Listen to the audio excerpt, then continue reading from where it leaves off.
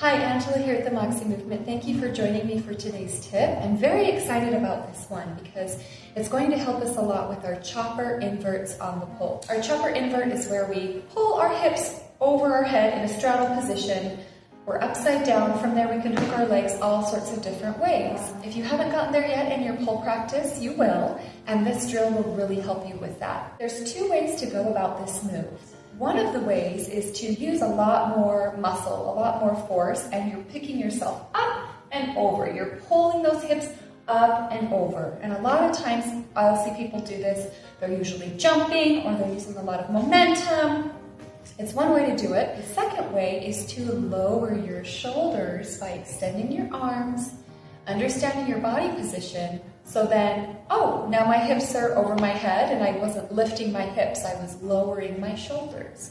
So it's very refined, it's very nuanced, but let's take a look at it. I'm going to set up as if I was doing a chopper from the floor. That's going to be hips forward, more in front of the pole, my shoulders are more behind the pole. I want you to be a little bit more into your hip crease, right here. That's where the pole goes, right there on the side. It's not in the waist, so it's going to be right in the hip crease. Our starting position is anchoring those shoulders and elongating the neck. We don't want to be crunchy here. We want to have a little bit longer spine and integrity in those shoulders. I'm going to take my hands to a baseball grip, grab those thumbs. Hands should be at face level. They're not too high, they're not too low. Now, I could either go up and back, or I could go to the side. I'm going to go to the side. I want you to be a little teapot and pour out your ear versus checking it back. You're going to pour out your ear. I'm going to lower my inside shoulder, so whichever shoulder is closest to the pole, bottom hand. I'm going to lower that shoulder exactly to the side by extending my elbows and pulling my knees to my chest. From here, you're going to keep your knees pulling in. You can straddle from here. I want you to see if you can roll up and get those hips up. So that usually that roll up is kind of the hardest part to it. We're going to do it again. Keep that integrity in the shoulders. Pour out the ear, knees to shoulders. Extend those shoulders, hips up. Pull in the knees towards the shoulders. I recommend doing it with bent knees as you're new to it. So we're going to bend.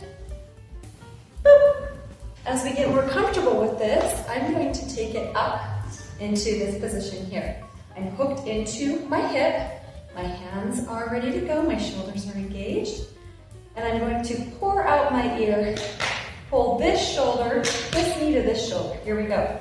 To the side, extend my elbows.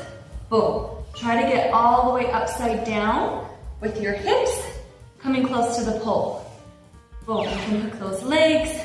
However, that's going to be that drill for the chopper. Make sure you do both sides. You can see the difference, so I'm going to take it to the side and hips up versus I'm going to go straight up now. See if you can tell the difference.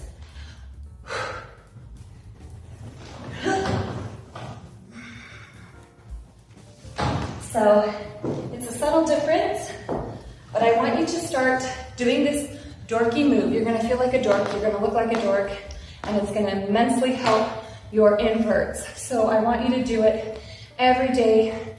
Before you get into your invert practice, notice that nuance of tilting to the side versus the up and back. We're extending our arms to lower our shoulders. We're not pulling anything. Your knees to your shoulders, it's gonna pop your bum up, and then you can do whatever with your legs from there. You can hold out the chopper or whatever. So best of luck, keep it up, and we'll see you next time.